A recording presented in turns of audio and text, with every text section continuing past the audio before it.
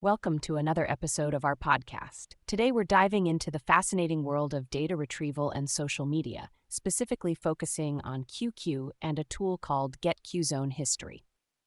So, you might be wondering, what exactly is GetQzonehistory?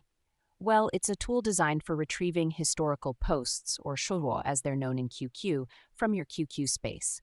Essentially, it allows users to access past posts, providing an interesting way to reflect on one's digital footprints. But before we get into the details, let me point out a little something important. This tool is meant strictly for educational and research purposes. The developers emphasize that it should not be used for commercial or illegal activities. So keep it ethical, folks.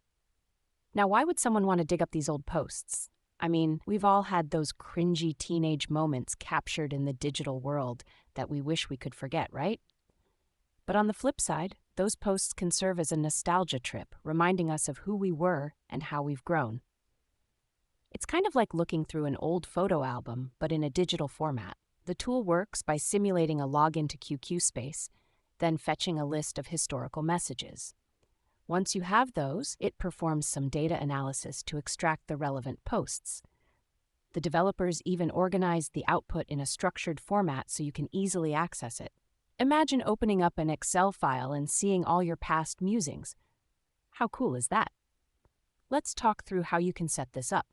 First, they recommend using a virtual environment, which is a best practice for Python programming. It keeps things tidy and helps manage dependencies, something that can definitely save you from future headaches. So, you clone the repository from GitHub, create and activate your virtual environment, and install the necessary packages. Did you hear that? Just 3 steps, and you're on your way to unearthing those ancient posts.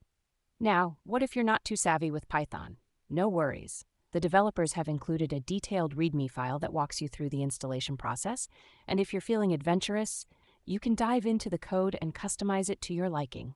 Just keep in mind that this is still a work in progress with room for improvement. Sounds fun, right? Now, let's pivot a bit. Why do you think people are so intrigued by their past online selves?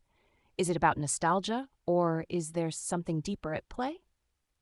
Maybe it's about reconnecting with our former selves or understanding how our thoughts and feelings have evolved over the years.